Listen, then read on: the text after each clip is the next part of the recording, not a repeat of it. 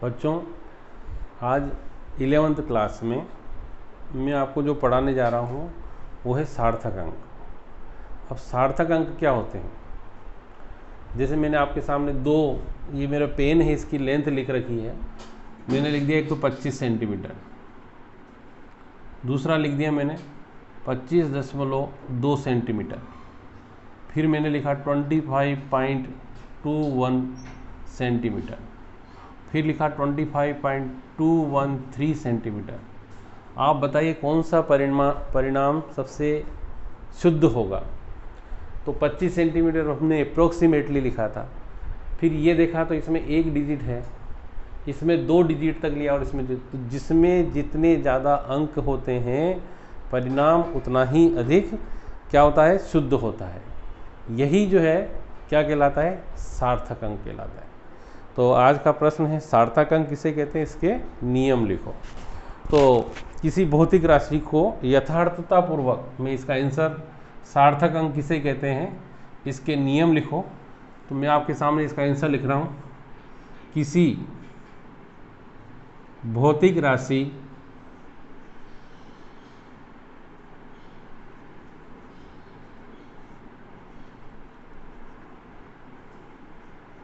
की माप को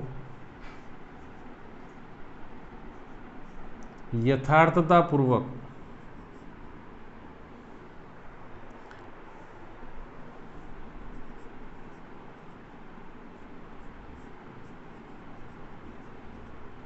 किसी भौतिक राशि की माप को यथार्थतापूर्वक व्यक्त करने के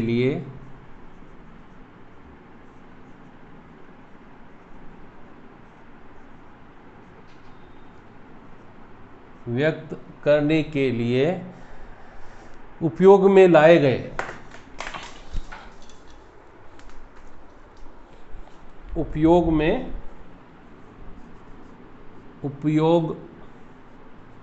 में लाए गए अंकों की संख्या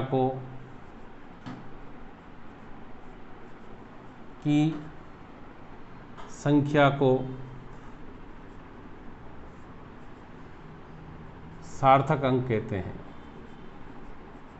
सार्थक अंक कहते हैं। फिर से, किसी भौतिक राशि की माप को यथार्थतापूर्वक व्यक्त करने के लिए उपयोग में लाए गए अंकों की संख्या को क्या कहते हैं? सार्थक अंक कहते हैं। अब किसी मापन में सार्थक अंक जितने ज़्यादा होते हैं उसका मापन उतना ही अधिक शुद्ध होता है। नीचे जिस मापन में जितने अधिक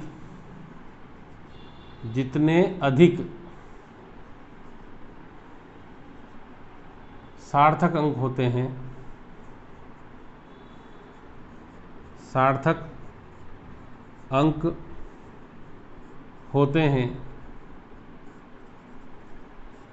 मापन उतना ही अधिक शुद्ध होता है। अभी हाल मैंने आपको उदाहरण द्वारा समझाया था कि मेरे पेन की लंबाई मैंने 3 डेसिमल के 3 डिजिट तक कर दी थी, तो सार्थक अंक उतना ही। अब इसके नियम निम्न है। देखो इसके कैसे व्यक्त करते, तो इसके नियम निम्न है। पहला नियम नंबर फर्स्ट। पहला नियम क्या है कि किसी संख्या में दशमलव का स्थान बदल जाने पर सार्थक अंकों की संख्या नहीं बदलती है। यहाँ पर लिखिए, किसी संख्या में दशमलव का स्थान बदलने पर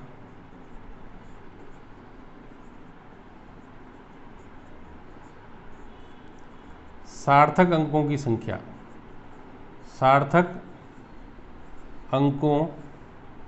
की संख्या नहीं बदलती है।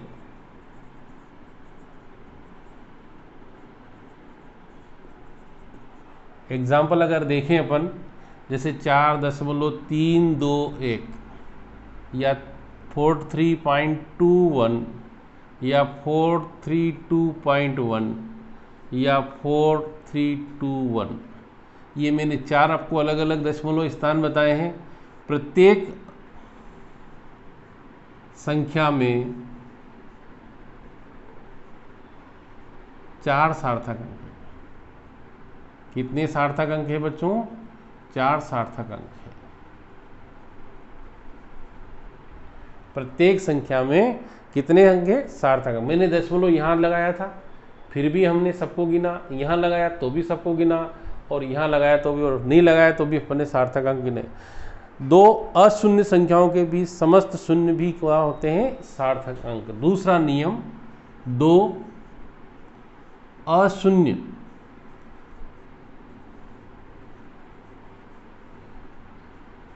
संख्याओं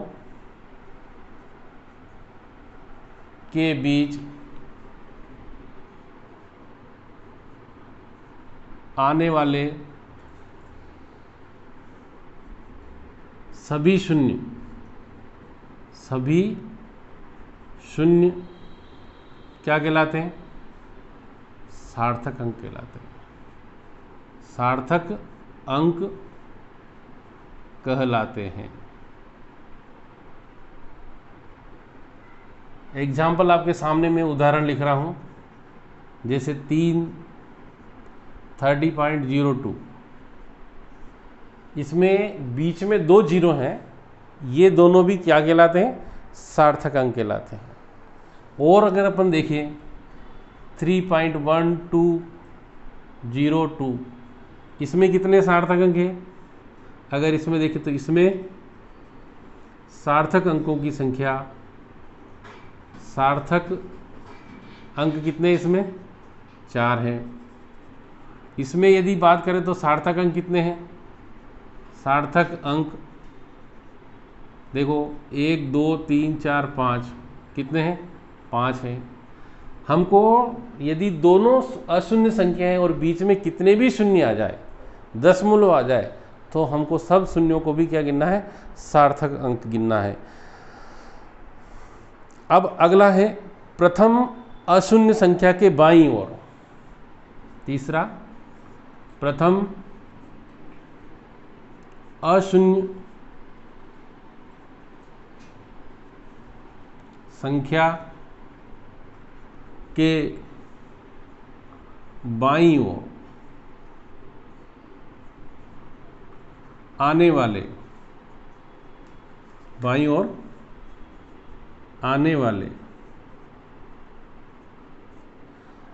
प्रथम अशून्य संख्या के बाईं ओर आने वाले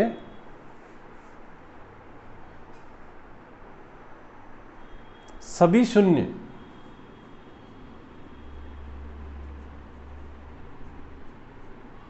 सार्थक अंक नहीं होते हैं। सार्थक अंक नहीं होते हैं।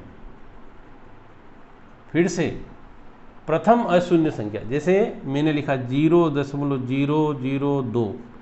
अब यहां अगर अपन सार्थक अंकों की संख्या ढूंढेंगे तो कितनी है? में सार्थक अंक कितने हैं बच्चों? 1 है।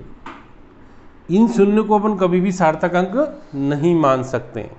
और 3.460 में अब सार्थक अंक कितने हैं? 4।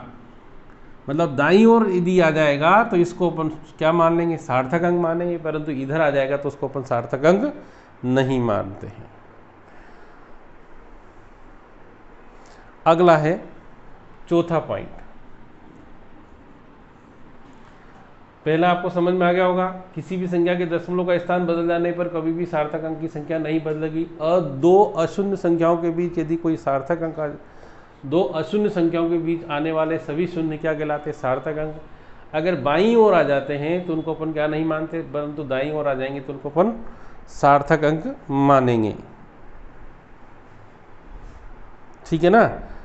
अगला है दशमलव रहित संख्या में। अगला पॉइंट, दशमलव,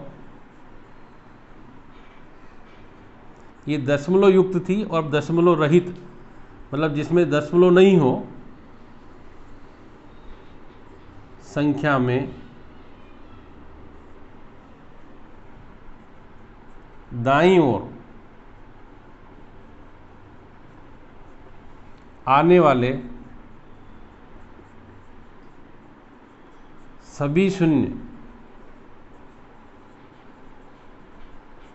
सार्थक अंक नहीं होते हैं, सार्थक अंक नहीं होते हैं। अब एग्जाम्पल आप देखें, मैंने लिखा 100, 100 लिख दिया। अब 100 में सार्थक अंकों की संख्या कितनी है बच्चों? 1 में सार्थक अंक कितने हैं? 1। अगर मैंने 6320 लिखा, में सार्थक अंक कितने हैं? 3। ठीक है ना? तो कहने का मतलब ये है कि यदि शून्य लास्ट में आ रहा तो उसको क्या नहीं गिनेंगे अपन? सार्थक अंक नहीं गिनेंगे। अगला 5वां पॉइंट, 5th पॉइंट इसका 5वां नियम, यदि संख्या को किसमें व्यक्त किया जाए? 10 की घातों में व्यक्त किया जाए, 10 की घातों में व्यक्त किया जाए,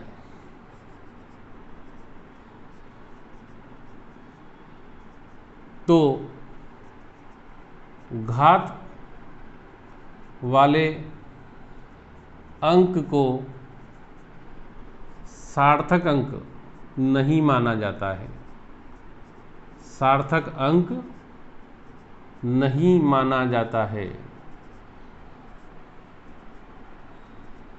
कैसे? जैसे मैंने लिखा 3.2 इंटू 10⁻10 मीटर। अब देखिए आप, इसमें अपन ने यहाँ 8 भी लिख दिया, तो सार्थक अंक कितने हैं? इसमें अगर सार्थक अंक देखेंगे तो कितने हैं? केवल 2 अंक हैं। हम इसको बिल्कुल इग्नोर कर देते हैं। अगर अपन ने जी जैसे 1.2 इंटू 10⁻6 लिख दिया, है ना, सेंटीमीटर लिख दिया, तो सार्थक अंक कितने हो जाएंगे? सार्थक अंक इसमें भी कितने होंगे? 2 होंगे। कहने का मतलब ये घात वाले जितने भी वर्ड होते हैं इसमें सार्थक अंक नहीं होते। अगर मात्रक बदल जाए जैसे मीटर, सेंटीमीटर, तो कभी भी सार्थक अंकों की संख्या नहीं बदलती है। लास्ट वाला अपना नियम जो है 6 है कि मात्रक बदलने पर सार्थक अंकों की संख्या नहीं बदलती है, सार्थक अंकों की संख्या नहीं बदलती है, नहीं बदलती है। जैसे मैंने 4.23 मीटर लिख दिया और इसी में सार्थक अंक कितने हैं? में सार्थक अंक कितने बच्चों? 3 है इसमें। इसी को मैं सेंटीमीटर में लिखूँगा तो सेंटीमीटर हो गया। में सार्थक अंक कितने हैं? 3 है। तो मतलब कहने का ये कि यदि अपन मात्रक बदल देंगे तो इसका सार्थक अंक नहीं बदलेगा। आज का हमारा जो वीडियो था ये सार्थक अंक के ऊपर था। आप लोगों को यदि सार्थक अंक में कोई भी समस्या हो तो मुझसे मेरे व्हाट्सएप नंबर 9993129022 पर पोस्ट करके भी पूछ सकते हैं। इस पर हमेशा क्वेश्चन बनता है। मेरे YouTube चैनल को आप सब्सक्राइब करें, मेरे वीडियो को लाइक करें और शेयर करें। Thank you.